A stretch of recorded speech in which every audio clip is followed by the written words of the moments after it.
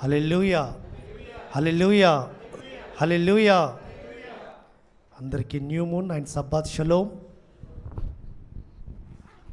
అందరూ కూడా సంతోషంగా ఉన్నారనుకుంటున్నాను. పరమ తండ్రి మరొకసారి మనల్ని ఆయన సన్నిధికి సమకూర్చాడు. ఆయన సన్నిధిలో ఆయన పరిశుద్ధ నామమును స్మరించే ధన్యత, పరిశుద్ధులతో కలిసి, పరిశుద్ధ జనాంగముతో కలిసి పరిశుద్ధ దినమందు ఆ పరిశుద్ధుని యొక్క నామమును మహేపరిచే ధన్యతనిచ్చినందుకు పరమతండ్రికి ఎంతో కృతజ్ఞతలమై జీవించాలి. మనం ఈ అవకాశము ఎంతోమందికి లేదు సుమా. ఎంతోమందికి ఇటు ధన్యత లేదు, ఎంతోమందికి ఈ భాగ్యము లేదు. ఇది ఒక గొప్ప భాగ్యం. ఇది ఎన్ని కోట్లు ఇచ్చినా దొరకని భాగ్యము ఆయన యొక్క సన్నిధిలో నిలిచి ఉండడము. పరమ తండ్రి నీకు స్తోత్రం.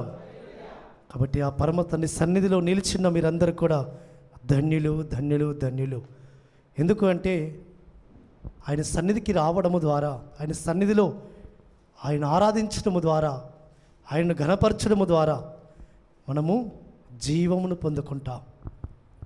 పరమ తండ్రి సన్నిధిలో నిలిచిండడము ద్వారా జీవమును మనము పొందుకొని జీవింపబడిన వారమై ఆయన మందిరం యొక్క మేలుల చేత తృప్తిపరచబడిన వారమై మనం ఆయన యొక్క రాకడ కొరకు ఎదురు చూస్తాం. పరమ తండ్రికి స్తోత్రం. కాబట్టి పరమ తండ్రి సన్నిధిలో మనం ఆయన యొక్క వాక్యము చూసుకుందాం, లేఖనం చూసుకుందాం. ముందుగా యోహాను సువార్త 16వ అధ్యాయము 33వ వచనం చదివిన తర్వాత మన మధ్యలో ఉన్న వాసు బ్రదర్ వాక్యం నిమిత్తమే ప్రార్థన చేయవలసింది కోరుతూ వస్తుంటున్నాను. యోహాను సువార్త 16వ అధ్యాయం 33వ వచనం. నా యందు మీకు సమాధానం కలుగున్నట్లు ఈ మాటలు మీతో చెప్పుచున్నాను. లోకములో మీకు శ్రమ కలుగును, అయినను ధైర్యము తెచ్చుకొనుడి,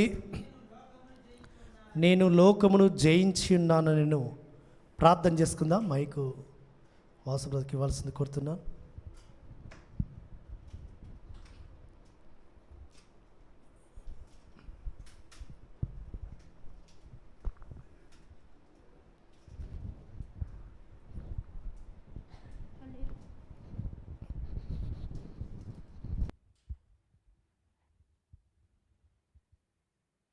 పరిశుద్ధుడవైన తండ్రి, సర్వకృపానిధకు యెహోవా ఎలోహిం, మీ ఘనమైన పరిశుద్ధమైన శ్రేష్టమైన నామమును బట్టి మీ పరిశుద్ధమైన పాదాల చెంతకు వస్తున్నాము తండ్రి. అయా, గత 7 నెలలు మీ కృపాక్షేమాలు మాకు తోడుగా ఉంచి, అయా లోకములో ఉన్నటువంటి తండ్రి విపత్తుల నుంచి, అయా రోగముల నుంచి తండ్రి, తెగుళ్ళ నుంచి మమ్మల్ని అయా క్షేమమునిచ్చి, మమ్మల్ని అయా ఆరోగ్యవంతులుగా చేసి ఆయుష్నిచ్చి, అయ్యా మరి ఒక నెలలో తండ్రి సజీవముగా మీ పాదాల చెంతకు వచ్చి మిమ్మల్ని స్తుతించి, మిమ్మల్ని ఆరాధించి, మీ ఘనమైన నామమును స్మరించేటువంటి భాగ్యమునిచ్చిన సర్వ సృష్టికర్తమైన నా ప్రియ పరమ తండ్రి, మీ ఘనమైన నామమును బట్టి తండ్రి మీకు స్తోత్రం చెల్లించుకుంటున్నాం. అయ్యా, మీరు వాక్యమై ఉన్నారు తండ్రి. మీ వాక్యపు వెలుగులోనైనా మా యొక్క శరీరాలను, మా ఆత్మలను సరిచేసుకొనుటకు అయా ఆయా నియామక కాలములు మీరు ఏర్పాటు చేసి, అయా పరిశుద్ధ విశ్రాంతి దినమును, నెలపొడుపు దినములను, పండుగ దినములను తండ్రి మీరు మాకు దయచేసి, అయా అటు దినములలో మీ బిడ్డలను నిలబెట్టుకొని మీ వాక్యపు వెలుగులో మేము సరిచేయబడుటకు అయా మీ ఆత్మచేత బిడ్డలను నడిపిస్తూ, అయా హెచ్చరిక చేస్తూ, సరిచేస్తూ, కాపాడుతూ, సంరక్షిస్తూ అయా మీరు మమ్మల్ని పోషిస్తున్న విధానాన్ని బట్టి మీకు స్తోత్రం చెల్లించుకుంటున్నాం. ఇదిగో తండ్రి, ఈ సమయమున అయా విశ్రాంతి దినము, నెలపొడుపు దినము అయినటువంటి ఈ పరిశుద్ధమైన ప్రత్యేకమైనటువంటి దినమును బట్టి అయా మీకు స్తోత్రం చెల్లించుకుంటున్నాం. ఇంతవరకు తండ్రి నాయన బూర శబ్దమును అయా మీరు మాకు వినిపింప చేసినారు.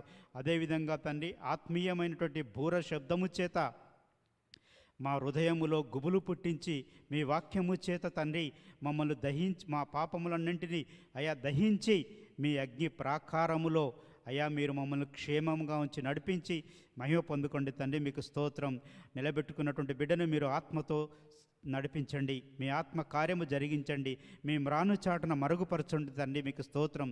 వినిచున్న మా అందరికీ చెవులు మందము కాకుండా మీ యొక్క వాక్యపు వెలుగులో మేము సరిచేయబడి, ఆదరించబడి, క్షేమము పొంది స్వస్థపరచబడినట్లు కృప చూపించుమని మరి ఒకసారి తండ్రి దయాకర్ బ్రదర్ని మీ పాదాల చింత పెడుతూ మీ ఆత్మచేత నడిపించి మీ పరిశుద్ధాత్మ కౌగిట్లో బిడ్డను భద్రపరచుమని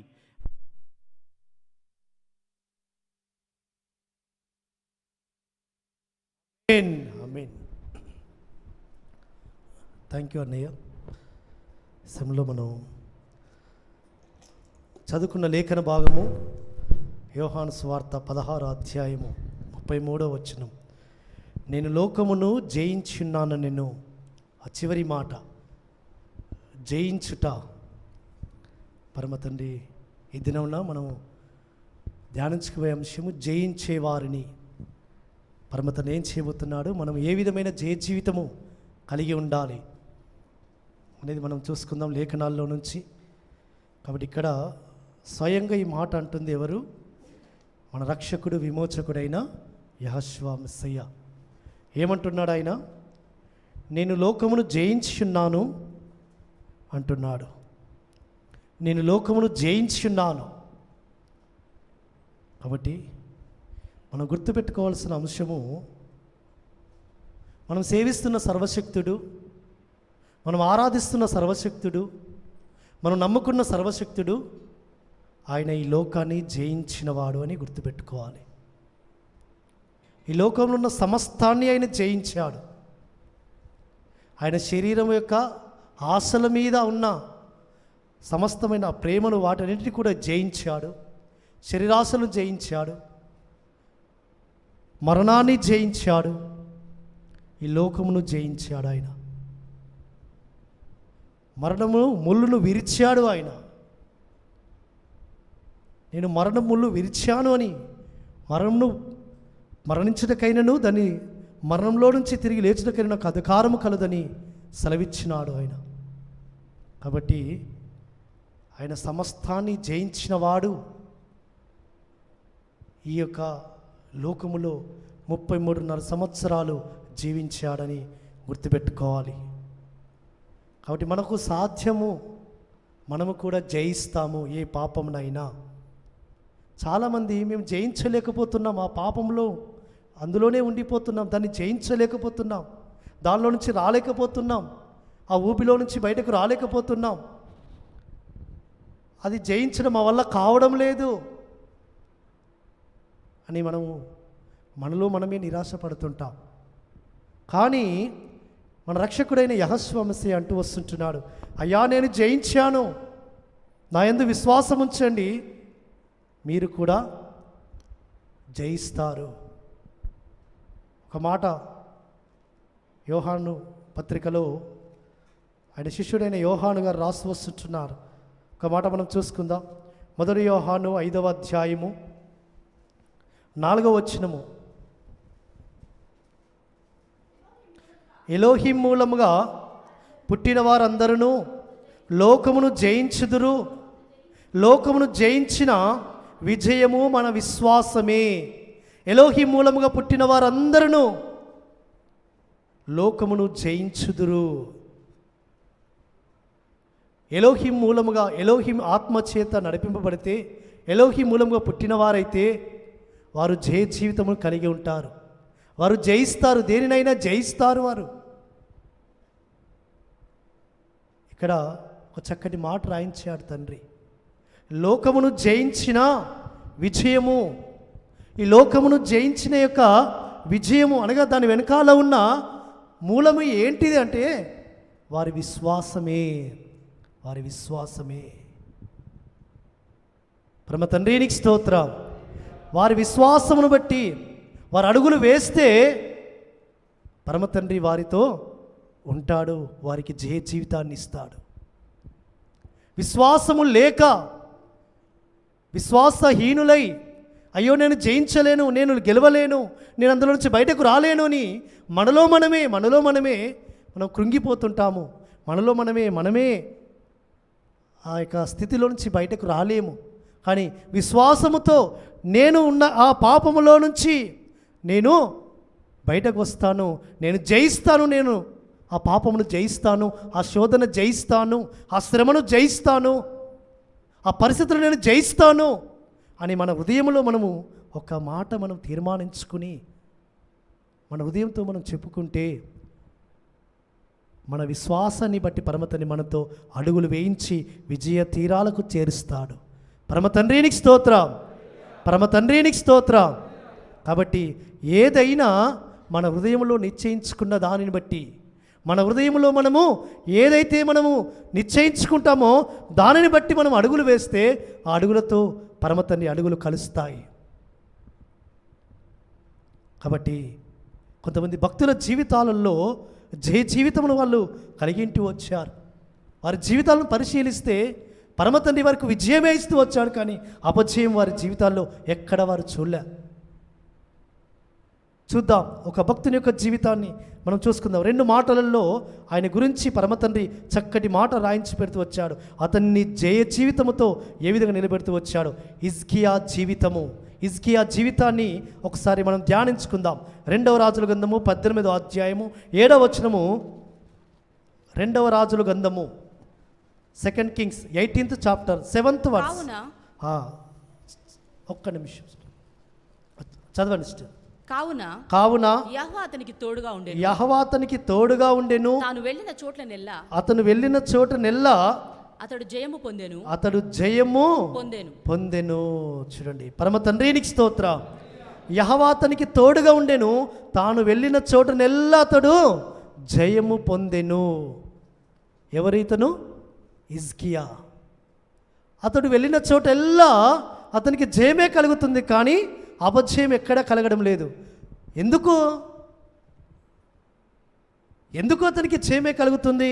కింది వచనం మనం చూసుకుందాం. 6వ వచనములో అతడు యెహోవాతో హత్తుకొని ఆయన వెంబడించుటలో వెనుక తీయక ఆయన మోషేకు ఆజ్ఞాపించిన ఆజ్ఞలన్నిటిలో గైకొనుచుండెను. అతడు యెహోవాతో హత్తుకొని నడుస్తూ వచ్చాడు. 5వ వచనంలో ఒక మాట రాయబడుతుంది. అతడు యెహోవా యందు విశ్వాసం ఉంచినవాడు. అతని తర్వాత వచ్చిన యూదా రాజుల్లో కానీ అతని పూర్వీకుల రాజుల్లో కానీ అతనంత విశ్వాసం ఉంచిన వారు ఎవరు కనబడలేదు. సమమైన వారు, హిజ్కియాకు సమమైన వారు ఏ ఒక్క రాజు కూడా కనబడడం లేదట. అతని యొక్క విశ్వాస పరిమాణంలో ఎవరు కూడా సరితూగడం లేదు.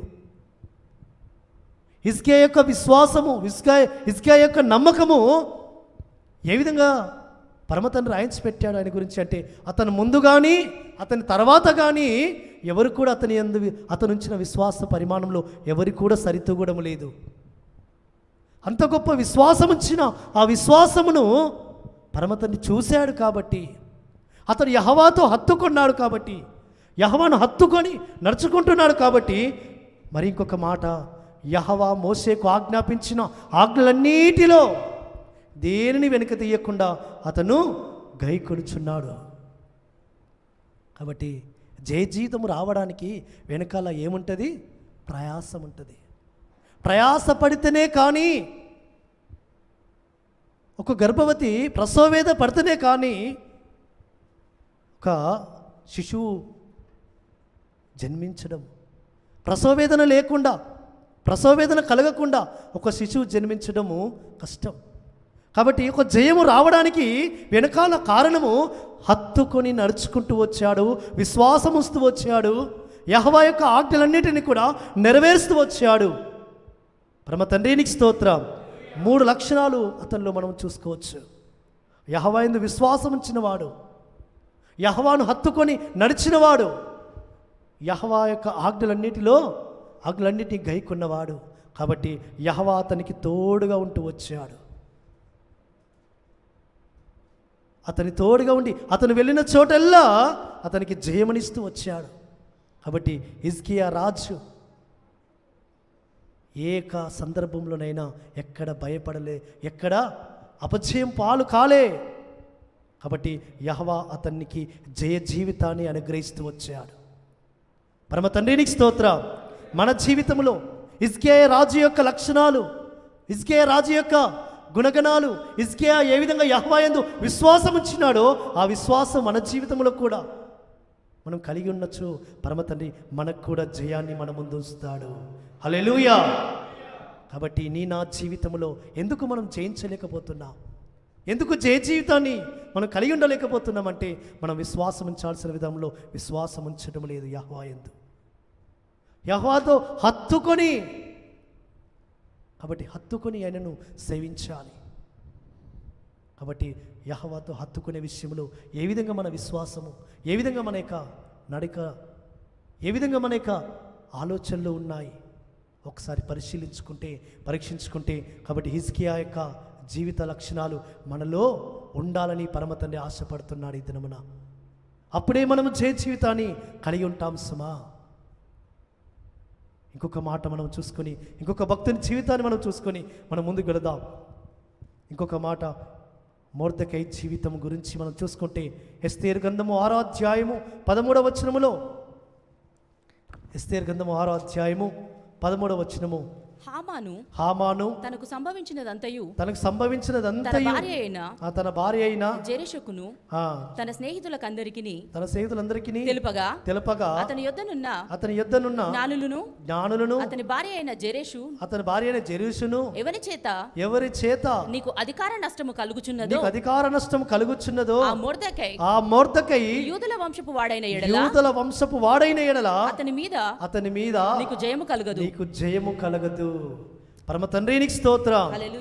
హామాను తనకు జరుగుతున్న అవమానము, తనకు జరుగుతున్న నష్టమంతా కూడా తన భార్య దగ్గరికి వెళ్ళి, తన స్నేహితుల దగ్గరికి వెళ్ళి, అక్కడ ఉన్న జ్ఞానం దగ్గరికి వెళ్ళి చెప్తున్నప్పుడు ఆ చెప్తున్న సందర్భంలో తన భార్య అంటుంది, ఒక మాట అంటూ వచ్చింది, అయ్యా ఎవరి వల్ల నీకు అధికార నష్టం జరుగుతుందో ఆ వ్యక్తి కనుక యూదా వంశముడైతే, అతను యూదా గోత్రికుడైతే అతని మీద నీకెన్నడూ జయము నీకు దొరకదు. జయము అతని పక్షమునే ఉంటుంది. ఎందుకు? అతడు ఏ గోత్రికుడు, ఏ వంశం వాడు, ఏ తెగకు చెందినవాడు? యూదా. పరమ తండ్రికి స్తోత్రం. యూదా, యహూదా అనగా యెహోవాను స్తుతించేవాడు. యెహోవాను స్తుతించడము, యెహోవాను ఆరాధించడము, యెహోవాను గణపరచడము నీ జీవితంలో ఒక భాగమై ఉంటే నీ మీద ఎవరికి జయము దొరకదు సుమా. నీవు యెహోవాను ఆరాధించిన విషయంలో, యెహోవాను గణపరచిన విషయంలో నీవు ముందుండు. మొర్దెకై అదే పరమతన్ని స్తుతిస్తూ వచ్చాడు, పరమతన్ని ఆరాధిస్తూ వచ్చాడు, పరమతన్ని విశ్వాసం ఉంచుతూ వచ్చాడు. ఆఖరికి తన కుమార్తె అయిన ఎస్తేరుతో అంటూ వచ్చాడు, అమ్మా సహాయం నీ వల్ల ఈ సమయంలో కావాలి. ఒకవేళ నీవు సహాయం చేయకపోతే నాకు వేరే దగ్గర నుంచి నాకు సహాయం వస్తుంది. ఆ మాట చూడండి, ఒక మాట ఆయన యొక్క విశ్వాసము చూడండి. 4వ అధ్యాయము, ఎస్తేరు గ్రంథము 4వ అధ్యాయము 14వ వచనములో ఒకసారి చూసుకుందాం. నీవు ఈ సమయమునందు ఏమీయు మాట్లాడక మౌనముగా ఉన్న ఎడల యూదులకు సహాయమును విడుదలయు మరియొక దిక్కు నుండి వచ్చును గాని నీవును నీ తండ్రి ఇంటి వారును నశించుదురు. నీవు ఈ సమయమును బట్టి రాజుకు వచ్చుదువేమో, రాజు దగ్గరికి రాజ్యములకు వచ్చుదువేమో ఆలోచించుకోనుము. చూడండి, ఎస్తేరుతో అంటూ వచ్చాడు. ఆయన యొక్క విశ్వాస పరిమాణాన్ని ఒకసారి చూడండి. ఈ మాట ఎందుకు కోసం చదివిస్తూ వచ్చానంటే ఆయన విశ్వాసము, ఆయన ఆరాధిస్తున్న సర్వశక్తుడు ఏ విధంగా సహాయం చేయగలడో, ఏ విధంగా సహాయాన్ని ఆయనకు పంపగలడో ఆయన యొక్క మాటల్లో ప్రతిధ్వనిస్తుంది. అమ్మా నీవు సహాయం చేయడానికే ఈ సమయం కొరికే నీవు పంపబడుతూ వచ్చావు రాజ్యమునకు. ఈ యొక్క సమయాన్ని నువ్వు సద్వినియోగపరుచుకో. సహాయం నీ యొద్ద నుంచి దొరికిందా? పరమ తండ్రికి మహిమ. నీ దగ్గర నుంచి సహాయం దొరకలేదా? వేరొక్క చోట నుంచి నాకు సహాయము దొరుకుతుంది. పరమ తండ్రికి స్తోత్రం. ఎందుకు అంటే ఆయన యెహోవాను ఆరాధిస్తున్నాడు కాబట్టి, యెహోవాను స్తుతిస్తున్నాడు, యెహోవా యందు విశ్వాసం ఉంచున్నాడు కాబట్టి ఆ సహాయం ఎక్కడి నుంచి వస్తుందో ఆయన తెలుసు. కాబట్టి మనము ఒక మనుషుల మీదనే ఆధారపడతాం. ఒక మనుషులతోనే సహాయం వస్తుందని మనం ఆశపడి ఆ మనుషుల మీదనే సహాయము కోరుకుంటుంటాం. కానీ పరమతండ్రి నీవు పరమతండ్రి మీద ఆధారపడి పరమతండ్రిని ఆరాధిస్తుండు, పరమతండ్రి గనపరుస్తుండు. ఒక ద్వారం మూయబడితే 7 ద్వారములు నీ ఎదుట పరమతండ్రి తెరుస్తాడు సుమా. హల్లెలూయా. పరమతండ్రికి స్తోత్రం. ఏ ద్వారం నుంచి సహాయం నీకు వస్తుందో ఈ యొక్క మొర్దెకై జీవితము ద్వారా ఈ దినం నువ్వు నేర్చుకుంటున్నావు. అమ్మా, నీ నుంచి సహాయం రాకపోతే వేరొక దిక్కు నుంచి నాకు సహాయం వస్తుంది, కానీ నువ్వు ఎందుకోసం వచ్చావో ఆలోచించుకో. కాబట్టి పరమతండ్రి ఆరాధించడం ద్వారా, పరమతండ్రి గణపరచడం ద్వారా జయాన్ని నీ యొక్క గుప్పిట్లో ఉంచుతాడు. హల్లెలూయా. నీ విజయము ఈ లోకంలో నువ్వు విజయం కలిగిన వాడవై, జయించిన వాడవై ఉండాలంటే నీ విశ్వాసమే. ఆయన విశ్వాస పరిమాణము చూడండి. కాబట్టి ప్రియమైన సహోదరి సహోదరుడా, ఆయన రక్తంతో కడగబడిన ప్రియమైన సంగమా, ఈ దినమున మనము కూడా జయ జీవితాన్ని కలిగి ఉండాలి అంటే మొట్టమొదట మనలో ఉండవలసిన లక్షణము, మనలో ఉండవలసిన జయ జీవితాన్ని కలిగి నేను జీవించాలని నువ్వు తీర్మానించుకుంటే మొట్టమొదటిగా నీకు ఉండవలసిన లక్షణము ఆయన యందు విశ్వాసము. పరమ తండ్రికి స్తోత్రం. ఆయన యందు విశ్వాసము, ఆయనను హత్తుకొని ఆయన ఆజ్ఞలు గైకొని ఆయన ఆరాధిస్తుండు, ఆయన స్తుతిస్తుండు. యహూదీలు యెహోవాను స్తుతించేవారని అర్థము. ఈ దినమున నీవు యహూదీయులవైతే యెహోవాను స్తుతిస్తుంటే పరమతండ్రి నీకు జయమనిస్తాడు సుమా. కాబట్టి ఆ జీవితాన్ని కోరుకోవాలని, ఆ జయ జీవితము కోరుకోవాలని పరమతండ్రి దినమున నీతో మాట్లాడుతున్నాడు. అయ్యో అపజయమే, ఇంకెన్ని దినాలు అపజయములో ఉండి నువ్వు కృంగుతూ, నువ్వు వేదన పడుతూ, ఆ కుమిలిపోతున్న జీవితమును జీవిస్తుంటావని పరమతండ్రి మాట్లాడుతున్నాడు. కాబట్టి జయ జీవితము కలిగి ఉండడానికి కొరకు 2 భక్తుల జీవితాలను పరమతండ్రి ముందు ఉంచాడు. ఒకరు హిజ్కియా జీవితము, రెండవది మొర్దెకై జీవితము. హిజ్కియా జీవితం యొక్క లక్షణాలు మనం చూసుకున్నాం. మొర్దెకై జీవితం యొక్క లక్షణాలను యెహోవాను స్తుతించేవాడు, యెహోవాను ఆరాధించేవాడు. కాబట్టి మొర్దెకై యూద వంశం వాడైతే నీకు జయము కలగదు అని హామాను యొక్క భార్య జెరుషు ఆయనకు చెప్తూ వస్తుంది, సలహా ఇస్తుంది. కాబట్టి ఆ విధంగానే హామాను గెలవలేకపోతూ వచ్చాడు. తను చేయించుకున్న ఉరికొంబమును తానే ఎక్కాడు సుమా. మొర్దెకై కొరకు ఉరికొంబం చేయించాడు, కానీ అదే ఉరికొంబం మీద ఆయనే వేలాడుతూ వచ్చాడు. కాబట్టి పరమ తండ్రికి స్తోత్రం. నీకు విరుద్ధముగా నిన్ను పడగొట్టాలని, నిన్ను గుంతలో తోయాలని ఆలోచిస్తుంటారు. ఆ ఆలోచనలు చేస్తున్న వారే, ఆ యొక్క గుంతలు తవ్వుతున్న వారే అదే గుంతలు పడుతుంటారు నీవు యెహోవాను ఆరాధిస్తుంటే. హల్లెలూయా. నువ్వు యెహోవాను గణపరుస్తుంటే, యెహోవాను మహిమపరుస్తుంటే పరమ తండ్రి నీ కొరకు గుంత తవ్విన వారిని అదే గుంతలో పడేస్తాడు సుమా. లేఖనం ఉంది ఆ విధంగానే, గుంత తవ్విన వాడు అదే గుంతలో పడతాడు సుమా, ఎక్కడికి పోడు. కాబట్టి ఏ విత్తనం విత్తుతావో అదే విత్తనము, అదే పంట కోస్తావు. కాబట్టి వేరే వారికి వ్యతిరేకముగా నువ్వు గుంతలు తవ్వుతున్నావా, ఆ గుంతలో నువ్వే పడతావు. లేక నీకు విరుద్ధంగా ఎవరైనా గుంత తవ్వుతున్నారా, నీ గమనానికి వచ్చిందా, నీ దృష్టికి వచ్చిందా, నీవు కలవరపడకు, వేదన పడకు, నీవు అల్ప విశ్వాసంతో కృంగిపోకు. యెహోవా సన్నిధిలో మోకరిల్లి ఆయన స్తుతించు, ఆయన ఆరాధించు, ఘనపరచు. ఆయనను పరమతండ్రి నీ ఎదుట జయాన్ని పెడతాడు. కాబట్టి ఆ విధంగా నీ జీవితాన్ని ఉంచాలని పరమతండ్రి కోరుతూ వస్తుంటున్నాడు.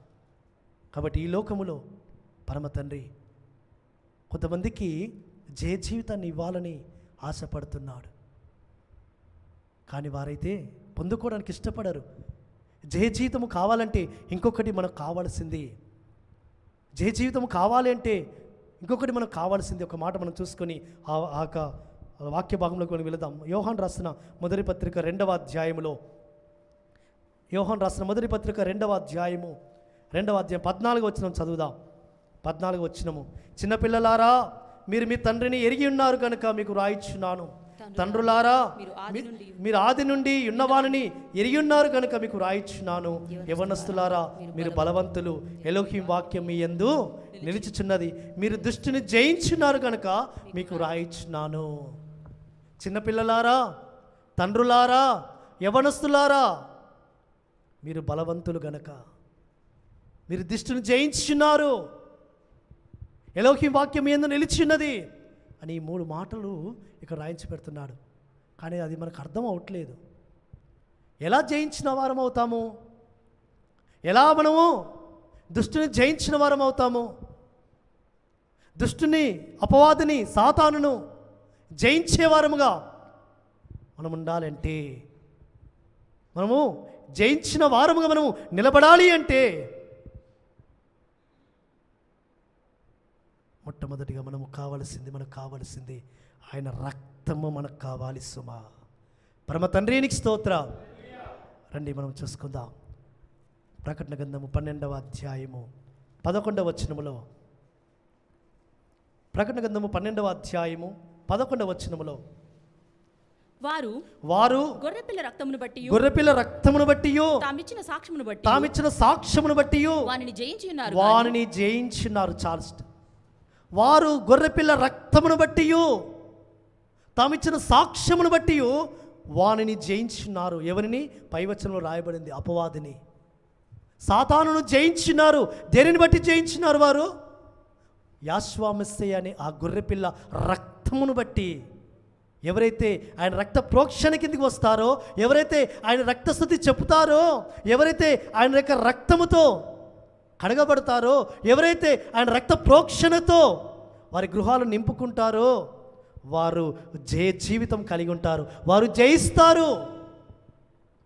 పరమ తండ్రికి స్తోత్రం. ఎందుకంటే ఆయన రక్తములో అంత శక్తి ఉంది.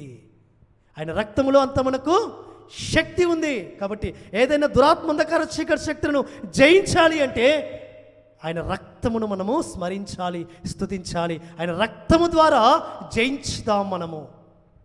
కాబట్టి మీ గృహాలలో ప్రార్థిస్తున్నప్పుడు, కుటుంబ ప్రార్థనలో కానీ, వ్యక్తిగత ప్రార్థనలో కానీ, అయ్యా నీ రక్తమును మా మీద, మా గృహం మీద ప్రోక్షించుము తండ్రి. పరమ తండ్రికి స్తోత్రం. ఆయన రక్త ప్రోక్షణలో ఏ గృహం అయితే కాపుదలలో ఆ రక్త ప్రోక్షణలో ఉంటుందో వారు జయిస్తారు అపవాదిని, దురాత్మ చీకటి శక్తులను జయిస్తారు.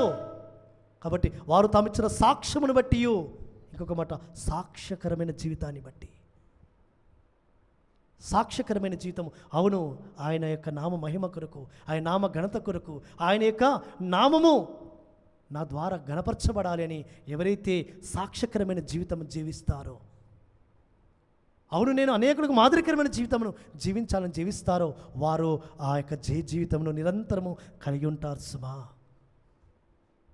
కాబట్టి ఆ జీవితము కలిగి ఉండడానికి కొరకు ఆయన రక్తము కార్చాడు. ఆయన రక్తమును మన కొరకు కార్చాడు. ఆ రక్తముతో నీ వస్త్రాలను తెలుపు చేసుకో. ఆయన రక్తముతో, ఎందుకంటే జయించిన వారికి పరమ తండ్రి తెల్లని వస్త్రాలు ఇవ్వబోతున్నాడు.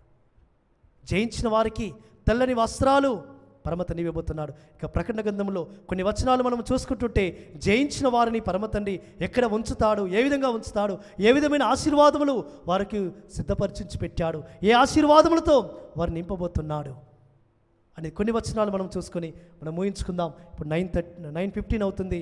9:30 లోపు నేను ముగించే ప్రయత్నం చేస్తాను. కాబట్టి ఈ సమయంలో ప్రకటన గ్రంథం 2వ అధ్యాయము 7వ వచనము చివరి లైన్ నేను చదువుతున్నాను. జయించిన వానికి ఎలోహిం పరదేశంలో ఉన్న జీవవృక్ష ఫలములను భుజింపునిస్తాను. జయించిన వానికి దేన్ని జయించాలి? ఆ పైవచనాలు అంటున్నాడు, అయ్యా నువ్వు మొదట ఏ స్థితిలో ఉన్నావో ఆ స్థితిని జ్ఞాపకం చేసుకో. నువ్వు మొదటి క్రియలను జ్ఞాపకం చేసుకో. మొదటి క్రియలు నువ్వు ఏ విధంగా పరమతండ్రిని విశ్వాసం ఉంచినావో, పరమతండ్రి బిడ్డలను ఏ విధంగా నువ్వు ప్రేమించినావో, పరమతండ్రి బిడ్డలను ఏ విధంగా నువ్వు గౌరవించినావో, పరమతండ్రి బిడ్డలకు ఏ విధంగా నువ్వు సన్మానించినావో, ఆ యొక్క స్థితిలో నుంచి నువ్వు పడిపోయావు. ఆ స్థితిలో నుంచి నీవు పడిపోయిన స్థితిలో నుంచి నీవు మళ్ళీ తిరిగి ఒక్కసారి నీకు మొదటి స్థితిని జ్ఞాపకం చేసుకుని ఆ స్థితిలో మళ్ళా తిరిగి రా.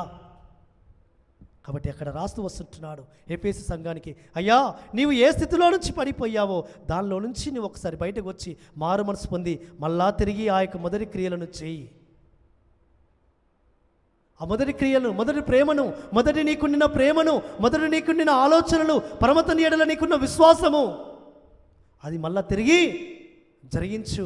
ఆ విధంగా నీవు జరిగిస్తే పరమతండ్రి నిన్ను ఎక్కడ వేస్తాడట? జీవవృక్ష ఫలములను భుజింపనిస్తాను. పరమ తండ్రికి స్తోత్రం, పరమ తండ్రికి స్తోత్రం. జీవవృక్షమునకు హక్కుదారుడు అవుతావు. హక్కుదారువే కాదు, ఆ ఫలాలు భుజిస్తావు. కాబట్టి మొదట నీకుండిన ప్రేమ, మొదట నీకుండిన పరిచర్య భారము, మొదట నీకుండిన ఆలోచన, పరమతండ్రి యొక్క బిడ్డలేడల సన్మానము కానీ ఏదైనా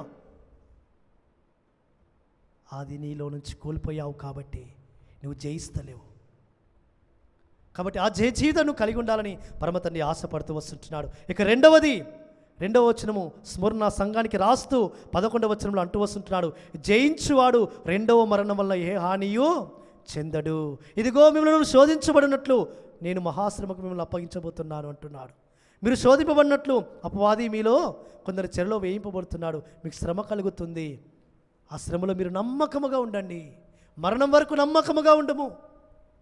మరణం వరకు నమ్మకంగా ఉన్నవారిని నేనేం చేస్తాను, ఆ యొక్క జయ జీవితాన్ని నువ్వు కలిగి ఉంటే పరమతని నీకు జీవ కిరీటముతో పాటు ఇంకొకటి ఇస్తా అన్నాడు.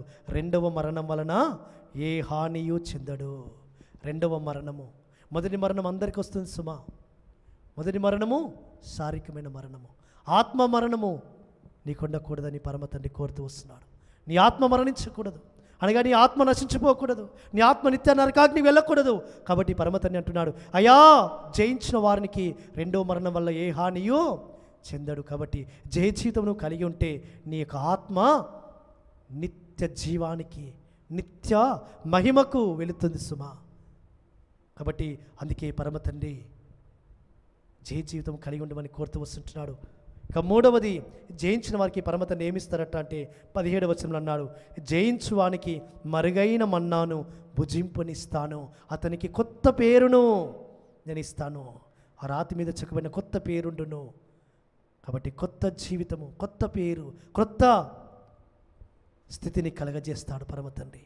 మరుగైన మన్నాను, మరుగైన మర్మములను, మరుగైన దాచబడిన మర్మములను పరమతండ్రి నీకు బయలుపరుస్తాడు సుమా, జయించేవాడిగా నువ్వు ఉంటే. కాబట్టి జయచీతమును కలిగి ఉండాలని పరమతండ్రి ఆశపడుతూ వస్తుంటున్నాడు. అంతే మాత్రమేనా? ఇంకేమైనా ఉన్నాయా పరమతండ్రి యొక్క ఆశీర్వాదములు అంటే? పరమతండ్రి యొక్క లేఖనాలు మీరు ధ్యానిస్తున్నారని అనుకుంటున్నాను. ప్రకటన గ్రంథము 2వ అధ్యాయము 3వ అధ్యాయం అంతా కూడా చదవండి. జయించిన వారిని 7 సంఘాలకు ఉత్తరము రాస్తూ ఆయన అంటూ వస్తున్నాడు. చివరిలో ప్రతి సంఘానికి రాస్తున్నాడు జయించిన వారిని అంటూ. ఇక 3వ సంఘంకి వచ్చేసరికి ఆయన ఏమంటున్నాడంటే, జయించిన వారిని నా అంతవరకు నా క్రియలు జాగ్రత్తగా చేయడానికి జనుల మీద అధికారం ఇచ్చేదను, అతడు ఇనుప దండంతో వారిని ఏలుతాడు. అంటే ఏం చేస్తాడట పరమతండ్రి వారికి? చూడండి, 3వది ఏమంటున్నాడు? జయించిన వారిని పరమతండ్రి ఎక్కడ ఉంచుతాడట అంటే, ఇది 4వది వానికి పరమతండ్రి ఆ యొక్క గొప్ప అధికారం ఇవ్వబోతున్నాడు సుమా.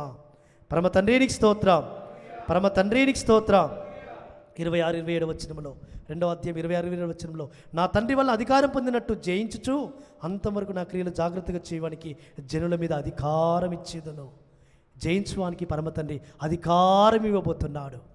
అధికారముతో పరమతండ్రి నిన్ను నిలబెట్టబోతున్నాడు సుమా. నువ్వు అధికారం గలవాడివై ఏలబోతున్నావు. కాబట్టి అధికారముతో నీవు ఏలాలి అంటే నీవు ఆయన యొక్క క్రియలను అంతం వరకు నమ్మకముగా జరిగించుమని పరమతండ్రి ఆశపడుతూ వస్తున్నాడు. ఇంకొక శ్రేష్టమైన మాట ప్రకటన గ్రంథము 3వ అధ్యాయం 5వ వచనంలో, జయించువాడు అలాగున తెల్లని వస్త్రములు ధరించుకొనును. పరమతండ్రికి స్తోత్రం. ఇది కొంచెం నేను డెప్త్గా వెళ్ళాలనుకుంటున్నాను. తెల్లని వస్త్రాలు ఎందుకొరకు ధరించుకుంటాం మనం? తెల్లని వస్త్రాలు చూడండి, గమనించండి. పోలీస్ డిపార్ట్మెంట్లో పనిచేస్తున్న వారు సివిల్ డ్రెస్లో ఉన్నప్పుడు వాళ్ళకి ఆ నోట అంత పవర్గా మాటలు రావు. సివిల్ డ్రెస్లో ఉన్నప్పుడు వారికి అంత బలము, ఆ శక్తి, ఆ మాటలు అంత గంభీరంగా రావు. ఎప్పుడైతే పోలీస్ డ్రెస్ వేసుకుంటారో, ఎప్పుడైతే పోలీస్ డ్రెస్లోకి వాళ్ళు వస్తారో, పోలీస్ డ్రెస్ ఆ కాకి యూనిఫామ్ వాళ్ళ ఒంటి మీదకి వస్తుందో, వారికి తెలియని పవర్, వారికి తెలియని అధికారం, వారికి తెలియని ఒక శక్తి వారి మీదకి వచ్చి వారు ఎంతటి వారినైనా ఎదిరిస్తారు. వారు ఎంతటి వారినైనా ఎదిరించడానికి నిలబడతారు.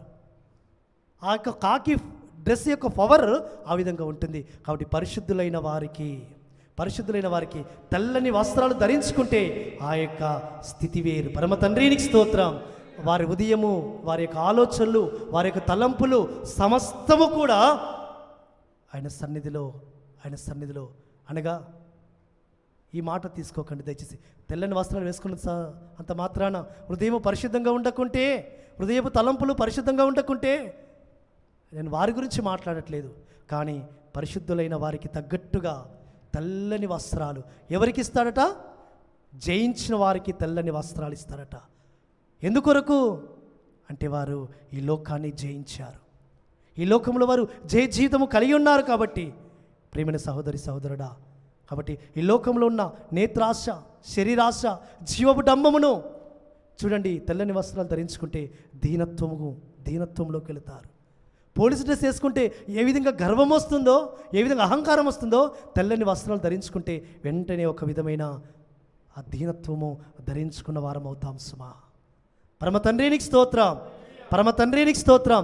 తెల్లని వస్త్రాలకు అనగా మళ్ళీ తెల్లని వస్త్రాలంటే పొలిటికల్ డ్రెస్ వేసుకునే అవి కాదు. పరిశుద్ధులైన వారికి తగ్గట్టుగా నీ వస్త్రధారణ ఉండవలెనని పరిశుద్ధ గ్రంథంలో అపోస్తలుడైన పౌలు తిమోతికి రాస్తూ వస్తుంటాడు. కాబట్టి అయ్యా పరమతండ్రి ఇక్కడ ఇచ్చిన తెల్లని వస్త్రాలు ఎవరికి ఇస్తున్నాడంటే వారు ఈ లోకమును జయించిన వారు. ఈ లోకమును జయించిన వారికి పరమతండ్రి తెల్లని వస్త్రాలు ఇస్తున్నాడు. తెల్లని వస్త్రాలు ఇచ్చి పరమతండ్రి వారిని గొప్ప స్థితిలో ఉంచుతున్నాడు సుమా. కాబట్టి ప్రియమైన సహోదరి సహోదరుడా, ఆయన రక్తముతో ఆయన యొక్క రక్షణ వస్త్రాలను మొట్టమొదట కడుక్కుంటే, ఆయన యొక్క రక్త ప్రోక్షణ కిందికి నువ్వు వస్తే నీ యొక్క వస్త్రములు, నీ నీతి వస్త్రములు, నీ రక్షణ వస్త్రము ఆయన రక్తంతో కడగబడితే నీ హృదయము పవిత్రంగా ఉంటే తెల్లని వస్త్రాలు ధరించుకొని ఆ దూతల వలె, ఆ సెరుబుల వలె, కెరూబుల వలె ఆ గుంపులో చేరి నీవు కూడా ఎలోకిమును ఆరాధిస్తూ వస్తుంటావు. పరమ తండ్రికి స్తోత్రం, పరమ తండ్రికి స్తోత్రం. ఒక్కొక్క శ్రేష్టమైన మాట చూపించుకొని ముగిస్తాను. ఇక ప్రకటన గ్రంథంలో ఈ 3వ అధ్యాయం చివరి వచనంలో, నేను జయించి నా తండ్రితో కూడా ఆయన సింహాసనం మీద కూర్చున్న ప్రకారము జయించిన వానిని నాతో కూడా సింహాసనం మీద కూర్చుండనిచ్చేదను. సింహాసనం మీద కూర్చుండనిస్తాడట. నేను జయించి నేను ఎక్కడ కూర్చున్నాను? సింహాసనం మీద కూర్చున్నాను. నేను సింహాసనం మీద కూర్చున్న ప్రకారము జయించిన వారిని కూడా సింహాసనం మీద కూర్చుండనిస్తాను. కాబట్టి ప్రియమైన సంగమా, యెహోషువ రక్తంతో కడగబడిన సంగమా, నీవు ఆయనతో కూడా సింహాసనం మీద కూర్చుండాలని, నీవు ఆయనతో కూడా ఆ యొక్క మహిమలో ఉండాలని, ఆ తెల్లని వస్త్రాలతో ఆ జ్యేష్ఠుల సంఘములో పరిశుద్ధుల సమూహముతో కలిసి ఆయన ఆరాధించాలని పరమ తండ్రి ఈ దినమున నాకు ఉపదేశిస్తున్నాడు. జయ జీవితం కలిగి ఉండు. కాబట్టి అయ్యా ఆ తెల్లని వస్త్రాలు ధరించుకున్న వారు ఎవరంటే వారి యొక్క వస్త్రములను ఆయన రక్తములో ఉదుక్కొని తెలుపు చేసుకున్నారు. వారు అనేకమైన శోధనలను, శ్రమలను, ఆ యొక్క లోకంలో ఉన్న సమస్త పాపమును జయించున్నారు. కాబట్టి వారు ఎక్కడున్నారు? తెల్లని వస్త్రాలు ధరించుకొని ఆయన ఆరాధిస్తూ వస్తుంటున్నారు. కాబట్టి ఈ లోకంలో ఉన్న పాపమును కానీ, ఈ లోకంలో ఉన్న నీకున్న బలహీనతలను కానీ నువ్వు జయించకుంటే పరమ తండ్రి యొక్క రాజ్యములో నీవు జీవవృక్షమునకు హక్కుదారుడు కాలేవు, జీవవృక్ష ఫలములు భుజింపలేవు, ఆయనతో కూడా సింహాసనం మీద కూర్చుండలేవు, ఆయన రాజ్యంలో ఎంటర్ కాలేవు. కాబట్టి జయించిన వారు ఆయన సన్నిధికి రావాలని ఆయన ఆశపడుతున్నాడు. కాబట్టి జయ జీవితం కలిగి ఉండాలని మొర్దెకై జీవితాన్ని, హిజ్కియా జీవితాన్ని పరమతండ్రి మన జీవితంలో ఉంచాడు. మన జీవితంలో ఈ సమయంలో మన ముందు ఉంచాడు. వారి జీవితం ద్వారా మనము నేర్చుకొని ఒక మాట మనము చూసుకుందాం. ఏంటంటే మొదటి కొరింథీ 15వ అధ్యాయము 57వ వచనం మనం ఒకసారి చదువుకొని నేను ముగిస్తున్నాను. ఇక మొదటి కొరింథీ 15వ అధ్యాయం 57వ వచనము, మన ఎలోహిమైన యెహోవా మెస్సీయ మూలముగా మనకు జయము అనుగ్రహించుచున్న ఎలోహింకి స్తోత్రము కలుగును గాక. చూడండి 56వ వచనంలో అన్నాడు, మరణపు ముళ్ళు పాపమునకున్న బలము ధర్మశాస్త్రమే, అయినను మనకు జయము అనుగ్రహించుచున్న ఎలోహింకి స్తోత్రము కలుగును గాక. జయము ఎవరి ద్వారా మనకు కలుగుతుంది? యెహోవా మెస్సీయ ద్వారా కలుగుతుంది.